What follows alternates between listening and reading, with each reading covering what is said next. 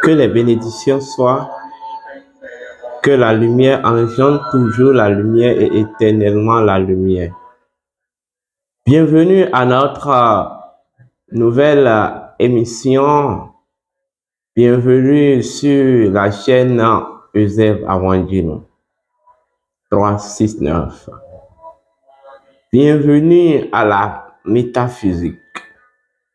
Bienvenue dans l'empire de la connaissance authentique, la connaissance originale. Bienvenue dans la vie, bienvenue dans le courant de la vie universelle. On m'appelle Sri Eusèbe Avandino, je suis instructeur spirituel, je suis métaphysicien, je suis dignitaire authentique de la tradition hermétique. Alors, nous allons aborder ce jour, vendredi 26 mai 2023, un thème important et nous allons aborder un autre aspect de la connaissance spirituelle. En fait, en prélude à notre séminaire de formation initiatique, le Code Osiris, de la connexion à la transcendance. Le thème de ce jour s'intitule Code Osiris. Voici la métaphysique du dîme. Code Osiris. Voici la métaphysique du dîme ou de la dîme. Bon, voilà.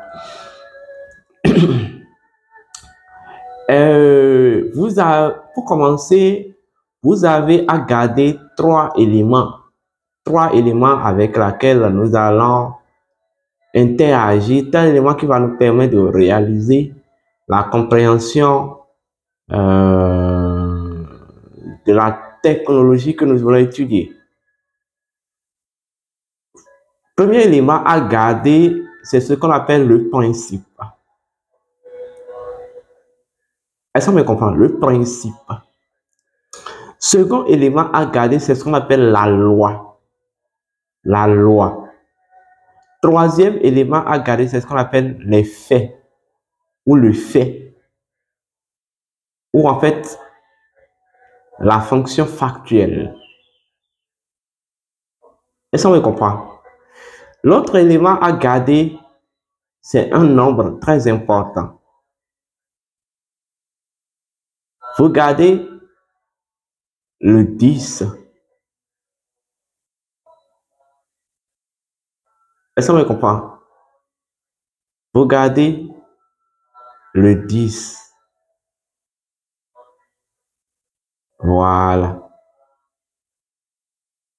Un autre élément que vous deviez vraiment, et là, vraiment garder, c'est, bon, de toute façon, je vais en revenir. Le principe basique de la spiritualité ou le principe basique, voilà, de toute spiritualité est l'équilibre. Fondamentalement, qu'est-ce qu'on appelle l'équilibre? L'équilibre dans sa symbolique, c'est ce qu'on appelle la colonne vertébrale du dieu Osiris. L'équilibre, c'est lorsque chaque chose dans sa position divine et primordiale est à sa juste place et joue son vrai rôle. Tout simplement. L'équilibre, c'est l'accomplissement de la vie par complémentarité des forces. Ça veut dire quoi? L'équilibre dans son principe premier retourne tout simplement à la vie. Est-ce qu'on me comprend? L'équilibre dans son principe premier retourne à la vie. Et lorsque nous parlons de la vie, c'est l'essence première, entière de tout. La vie, c'est l'essence première, entière de tout. Mais la vie, c'est en même temps la source. La vie, c'est en même temps, je vais même dire, c'est en fait le mécanisme intrinsèque qui permet à toute chose d'être originale et de demeurer originale.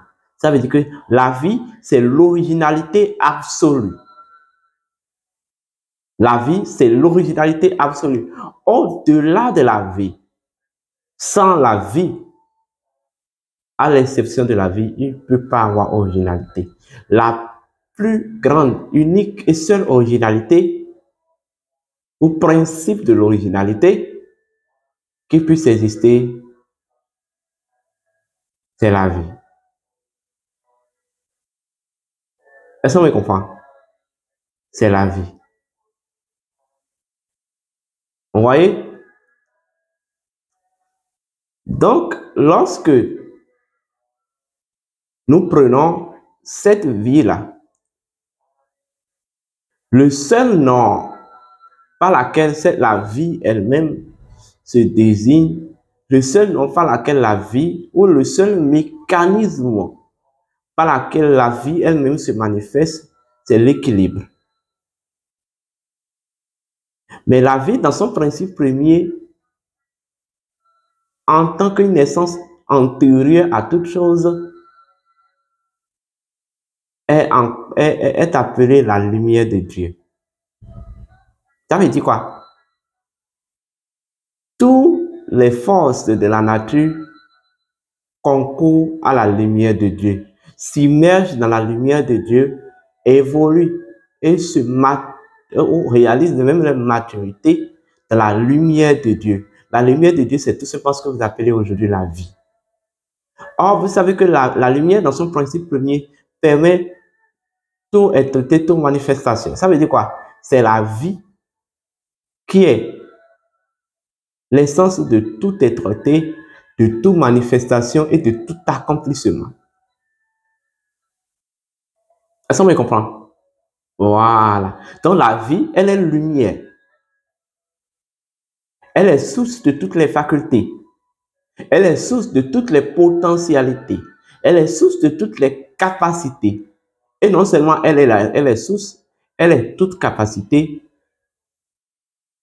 elle est toute potentialité et elle est la plus grande, l'unique universalité. Vous voyez? C'est comme vous prenez le vagin. Ce qui provient du vagin est le vagin. Ça veut dire quoi? Même lorsque l'enfant provient du vagin, l'enfant est toujours dans le vagin et l'enfant est le vagin. Donc, du coup, l'enfant ne peut pas profaner le vagin, c'est-à-dire ne peut pas se profaner elle-même ou lui-même, en fait. Ce qui veut dire quoi? Tout ce qui provient de la vie demeure la vie, ou sont la vie et demeure dans la vie. Donc, la vie n'est pas différente. La vie n'est pas disassociable de la création, des créatures, etc., etc. Tout cela constitue la vie. Voilà le point dans les formules 1 quand on dit la vie en tout, partout et sous toute forme. Est-ce que vous comprenez? Voilà. En fait, lorsque nous tenons compte de cet aspect de la vie, nous réalisons tout simplement que la vie est parfaite. La vie est parfaite. Au sein de la vie, toutes les choses sont considérées comme des fonctions, mais qui permettent l'activité de la vie. Donc l'équilibre, en ce sens, l'équilibre, c'est la vie qui s'auto-accomplit dans un jeu de complémentarité des forces. Est-ce qu'on me comprend?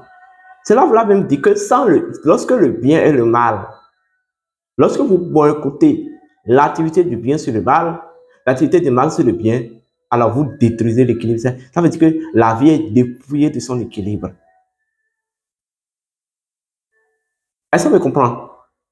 Pour la vie, tous les éléments émanés ou qui sont de la vie ne sont que la vie. Par conséquent, la vie ne peut pas interagir au-delà de ces éléments-là. C'est la véritable notion de l'équilibre, ça. Est-ce qu'on me comprend? Et lorsqu'on comprend tout cela, on se met dans l'instinct, on se met dans ce qu'on dit l'instinct de la vie. Et si nous allons décrire l'instinct de la vie, alors l'instinct vie, c'est tout simplement ce qu'on appelle l'équilibre. Chercher l'équilibre en tout. Beaucoup, certainement, ont perdu ce qu'on appelle l'instinct de vie. L'instinct de vie. Je n'ai pas dit l'instinct de survivre. Je n'ai pas dit l'instinct d'exister. J'ai dit l'instinct de vie ou l'instinct de la vie. L'instinct de la vie est une faculté qui consiste à maintenir, à rester, à demeurer dans l'équilibre. Tout simplement.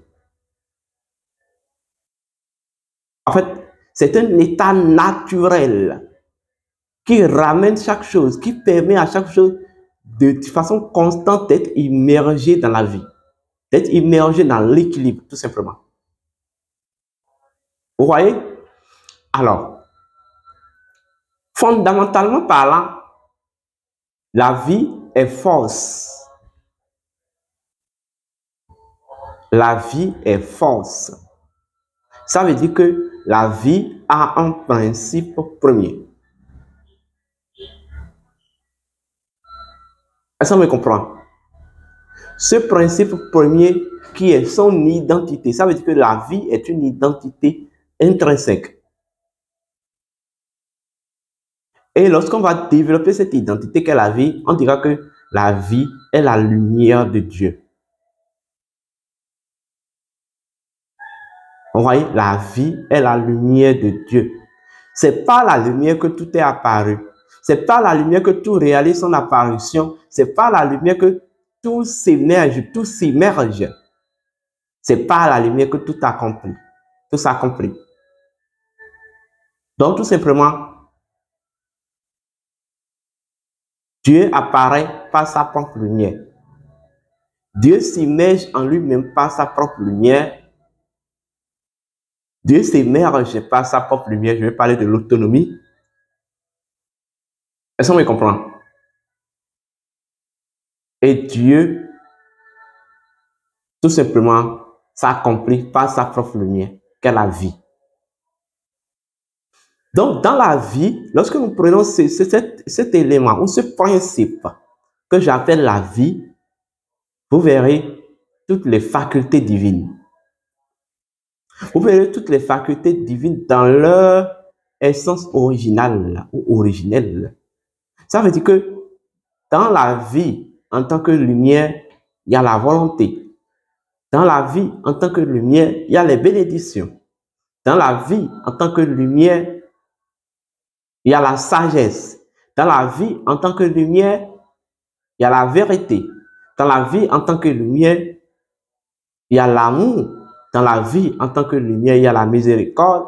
Dans la vie, en tant que lumière, il y a la rectitude. Dans la vie, en tant que lumière, il y a la beauté. Dans la vie, en tant que lumière, il y a, que je vais appeler l'harmonie. Dans la vie, en tant que lumière, vous verrez l'ombre.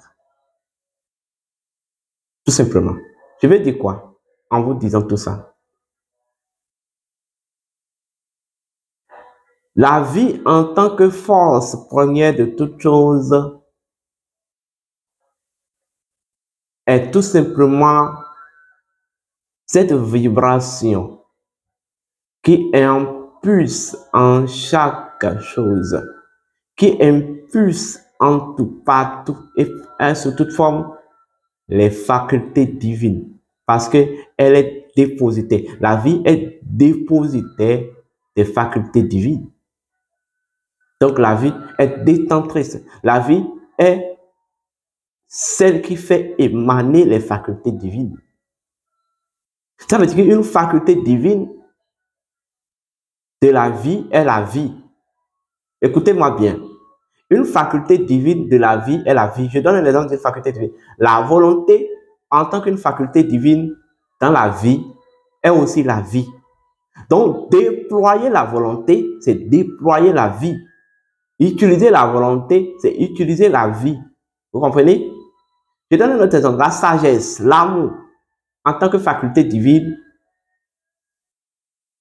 qui circule dans la vie, n'est aussi que la vie. Parce que c'est la vie qui est le dépositaire. Est-ce qu'on me comprend? Voilà. Donc, en fait, chaque faculté divine, ou toutes les facultés divines dans leur absoluté, dans leur entièreté, sont déposées par la vie, sont impulsées par la vie. Donc, ils ne sont que des portions. Ils ne sont que, en fait, des courants d'expression et de manifestation de la vie. Vous voyez? Alors, deuxième niveau, la vie est parfaite. La vie est parfaite. Lorsque nous tenons compte de la dimension parfaite de la vie, on dira que la vie est absolue. Et la vie, c'est l'absolu sans relatif. La vie, c'est cette réalité absolue dont le relatif n'est que une confirmation, n'est que, en fait, une autre forme de manifestation, d'approbation de son absoluté. Vous comprenez? Voilà. Alors, je vous ai dit ce que c'est que la vie et ce que c'est que la lumière de Dieu. La vie en tant que lumière de Dieu, si on va parler de la vie dans son principe premier. Et je vous ai parlé des facultés divines dont la vie est dépositaire. Toutes les facultés divines, toutes les fonctions de Dieu, la vie, elle est dépositaire. Et en tant que dépositaire des facultés divines, toutes ces facultés ne sont que ces portions, ne sont que ces courants d'expression, ne sont que ces formes de manifestation, ces formes d'accomplissement. Voilà. En géométrie sacrée ou dans la science des 9 trinités, il y a une trinité qui explique plus cet état fondamental de la vie, c'est-à-dire la vie dans son principe premier. On va aller progressivement. Et là, progressivement. Vous prenez le 666. D'abord, le 6 représente le dieu Osiris. Est-ce qu'on me comprend? Le 6 représente le dieu Osiris. Le 666, tout simplement, parce qu'en réalité, bon, je ne vais pas rentrer dans ce détail. Le 666, tout simplement, est l'énergie osirienne, mais sous la forme sectienne. Est-ce qu'on me comprend? Je vais dire tout simplement, le 666 est la force primordiale.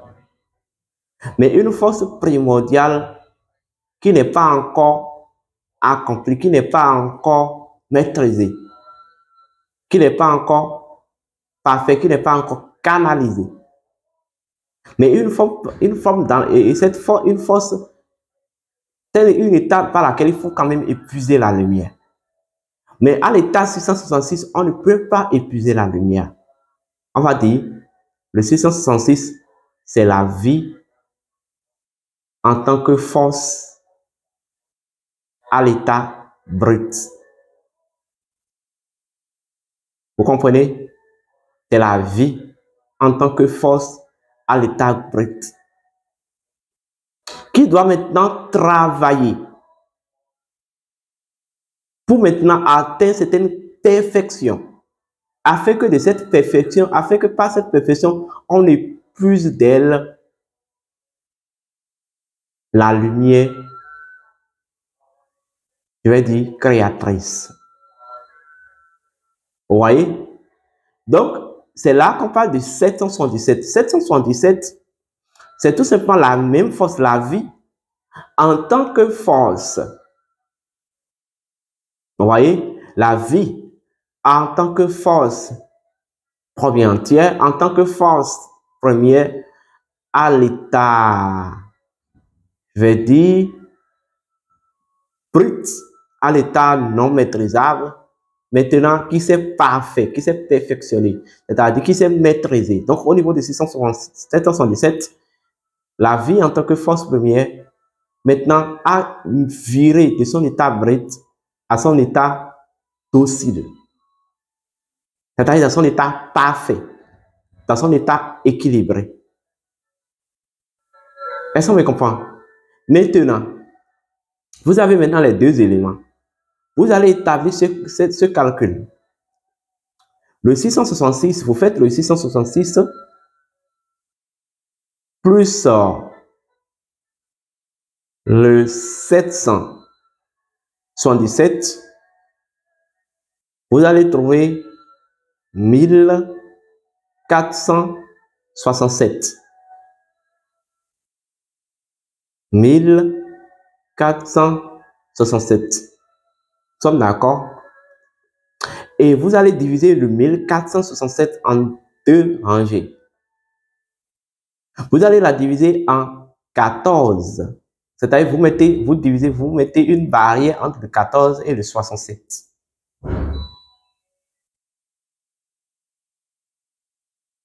Un instant. Donc, vous allez retrouver maintenant le 14 et le 67. Vous allez constater que lorsqu'on additionne le 67, on obtient 14, on obtient 13. Et lorsqu'on enlève le 13 de 14, on obtient 1. Ça veut dire quoi? La frontière entre le 14 et le 13 est le 1. Et vous savez ce que le 1 représente? La sagesse. Vous voyez? Maintenant, vous savez, le 14, le 13, qui est en même temps que certains appellent le chiffre de la mort, mais que moi je vais appeler les 13 morceaux du corps de Dieu Osiris retrouvés. Les 13 morceaux du corps de Dieu Osiris retrouvés. Vous voyez? Ces 13, est-ce qu'on me comprend? Ce 13 dans son principe représente tout simplement le principe du changement. C'est-à-dire un état ou le changement d'un état, de votre état vers le 14 qui est l'état de la pleine illumination. Et lorsque vous accédez à cet état de la pleine illumination, vous devenez une dîme. On n'a pas encore retrouvé la dîme, mais on va retrouver la dîme tout à l'heure. Donc, regardez, je répète, 666, c'est d'abord la force, c'est la vie en tant que force première à l'état tout simplement non maîtrisé. Est-ce qu'on me comprend? C'est la force à l'état non maîtrisé, c'est-à-dire à l'état non fertile. Parce que on a besoin de sa fertilité pour produire la lumière à l'infini. Mais on n'a pas encore, cette vie-là n'est pas encore fertile. Maintenant, il faut maintenant le muter de cet état non fertile à un état maîtrisé, qui est le 777, qui est la vie en tant que force première à l'état parfait ou équilibré. Est-ce qu'on me comprend? Voilà, donc nous avons les deux fonctions. Maintenant, vous prenez le 666 plus le 777 et vous les ajoutez, vous allez trouver 100, vous allez trouver 1467, ce qui veut dire 400, et je vais dire 1467. Est-ce qu'on me comprend? Et je vous ai expliqué en réalité que le 1467 est à diviser en deux, c'est-à-dire le 1467. Est-ce qu'on me comprend? Et vous essayez de jumeler le 6 au 7 pour trouver le 3. Et en réalité, fondamentalement, le 3, pour retrouver le 13, plutôt le 13 représente en même temps le Dieu 7. Au moment dont le 14 représente le Dieu Osiris. Donc les deux doivent être, le Dieu 7 enfant, oui. Donc les deux maintenant doivent être réconciliés. Est-ce qu'on me comprend?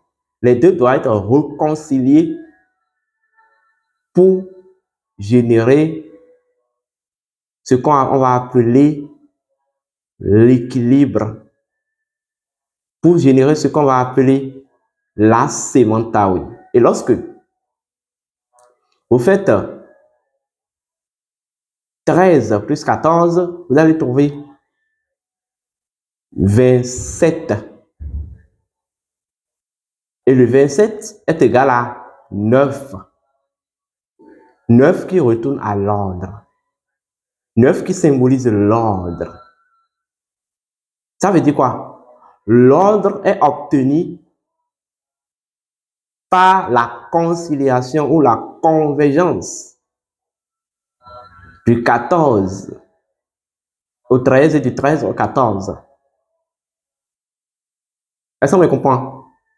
C'est-à-dire du principe du changement permanent au principe de l'illumination et du principe de l'illumination au principe du changement permanent. Vous voyez? Voilà. Maintenant, considérons même les 100 et les 1467 pour obtenir maintenant ce que c'est que la dîme. Vous divisez par 144 les 1467. Vous faites maintenant les 1467 divisé par 144. Vous avez obtenu 10, quelque chose, mais c'est le 10 qui est le plus important. Je vous reprends le calcul. 666 plus 777, vous voyez, égale 1467 divisé par maintenant 144, qui est même le code Osiris. Vous voyez, et vous revenez maintenant à un nombre 10, quelque chose, ou le 10. Le 10, c'est tout simplement la lumière en tant que puissance. Est-ce qu'on me comprend? Le 10, c'est la lumière en tant que puissance. En fait, c'est la lumière qui s'est factualisée. Ou c'est la vie en tant que lumière de Dieu qui s'est factualisée, qui s'est dynamisée et qui s'est matérialisée. Et c'est ce qu'on appelle la dîme. Donc, en fait, la dîme, où je dis, le 10, c'est la convergence. Est-ce qu'on me comprend? Matérialiser des facultés divines dont la vie en tant que lumière de Dieu est dépositaire. Quand on dit, on parle de la dîme ou le 10, c'est pour parler tout simplement d'une faculté divine dont la vie en tant que lumière de Dieu est dépositaire, qui est offrée maintenant à l'oumoun, en oumoun. C'est ce qu'on appelle la dîme. Cela voudra dire, lorsque vous mettez de la volonté dans une initiative, vous êtes en train de faire de la dîme. C'est-à-dire, vous êtes en train d'offrir en aumône une faculté divine une faculté divine de la vie, ou une faculté divine dont la vie, en tant que lumière de Dieu, est le seul dépositaire. Vous comprenez? Lorsque vous donnez de l'amour, lorsque vous déployez de l'amour, lorsque vous déployez de la sagesse, de l'intelligence, de la consternation, toutes les facultés, dans une chose ou en quelque chose, ou voilà, dans une initiative, etc., vous êtes en train de faire tout simplement de la dîme. Parce que vous êtes en train de mettre en aumône, tout simplement, vous êtes en train de mettre en aumône une faculté, une faculté divine dont la vie, en tant que lumière de Dieu, est dépositaire. Donc, quand on parle de la dîme, c'est l'accomplissement, c'est la mise en aumône d'une faculté divine dont vous avez atteint la pleine accomplissement et maîtrise. Je dis, mettons, vous avez atteint la pleine accomplissement et maîtrise. Ça veut dire quoi? Si c'est la volonté que vous avez maîtrisée, la volonté que vous disposez en maîtrise, et vous déployez la volonté en une chose, vous êtes en train de faire de la dîme. Est-ce qu'on me comprend? Si c'est la sagesse que vous disposez en termes de maîtrise, et que vous déployez cette sagesse, en fait, dans votre vie ou en une chose ou dans une initiative, vous êtes en train de faire tout simplement de la dîme. Vous êtes en train de donner votre dîme. En fait, la dîme, tout simplement, c'est tout simplement votre, en fait, un accomplissement, l'accomplissement d'un état ou d'une partie de la lumière dont vous disposez. Est-ce qu'on me comprend? Vous pouvez disposer de la volonté en termes de maîtrise, vous pouvez disposer de la sagesse, vous pouvez même disposer de l'abondance financière matérielle. Ça aussi, c'est une faculté de la lumière. Parce que la lumière est abondante d'abondance. La lumière est abondante même de lumière. Vous comprenez? En fait, c'est tout ce que je vais vous dire. Osiris est le grand dîme. Osiris est le grand dîme. Parce qu'en réalité, Osiris représente le principe de la connexion universelle, en fait, qui s'est mis en aumône pour l'équilibre et pour la maintenance de l'ordre universel. Tout simplement. Vous savez que sans connexion, il ne peut pas avoir ordre. Osiris s'est toujours mis en aumône. C'est ça qui fait qu'il y a toujours ordre et équilibre. Sinon, si Osiris, en tant que connexion, ne se met pas en aumône, on va perdre le sens de l'ordre, on va perdre le sens de l'équilibre. C'est Osiris qui fait que, c'est l'aumône d'Osiris qui fait que tout est toujours en ordre et équilibre. Vous comprenez? Voilà. Et étant donné que nous sommes sur une chaîne publique et qu'il y a beaucoup d'oreilles qui nous écoutent, et il y a des gens qui sont prêts à rentrer dans certaines profondeurs de la connaissance, il y a des gens qui ne sont pas prêts, on ne peut pas rentrer dans certains détails. Sinon, je ne vais pas décoder fondamentalement la Trinité 766, la Trinité 777 et vous expliquer le principe premier fondamental. Mais bon, ça sera discuté au cours du séminaire le dimanche prochain. Alors donc, je vais vous dire une chose. Si c'est la seule capacité que vous avez, c'est de courir, c'est de courir à la conquête de la connaissance, vous êtes en train d'offrir tout simplement votre dîme. Vous êtes en train de faire déjà votre aumône. C'est tout simplement ça. Ce n'est pas compliqué. Il ne s'agit pas d'aller enrichir les pasteurs, les prêtres, les musulmans, tout le monde. Non, il ne s'agit pas de ça. Ce n'est pas forcément ça. Même ton frère qui est malade à côté et que tu l'as offert de l'amour à travers les attentions, ne c'est aucun acte de dîme. Tout simplement. Lorsque vous perdez le sens du dîme, vous perdez votre possibilité à la maîtrise des facultés divines de la vie. Ça veut dire que la dîme devient un rituel obligatoire, indispensable pour tout être humain. Voilà, je vais en même temps aborder notre séminaire du 28 prochain.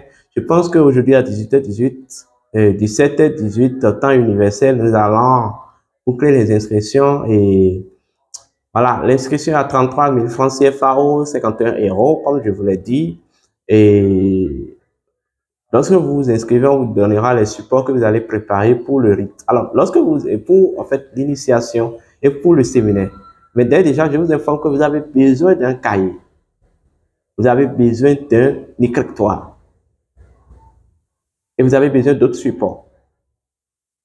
Vous voyez? Et dès que vous vous inscrivez, on vous met dans un groupe, dans un canal Telegram. Ce canal est intitulé Temple des Dômes SFI Code Osiris.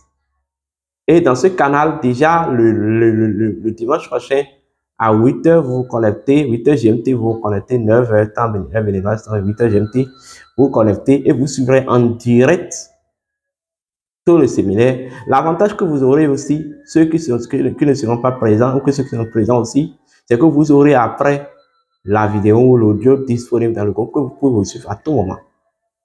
À tout moment. Voilà. Donc, voilà. Et pour toute autre information complémentaire, vous composez le plus 229 87 58 297 ou le plus 229 68 53 96 60. Alors, d'ici là, portez-vous bien, apprenez à faire le rituel de la dîme tous les instants de votre existence dans la vie. C'est-à-dire bien, apprenez à honorer le rituel de la dîme tous les instants de votre existence dans la vie unique et universelle. D'ici là, portez-vous bien et je vous dédie ce mantra de dîme.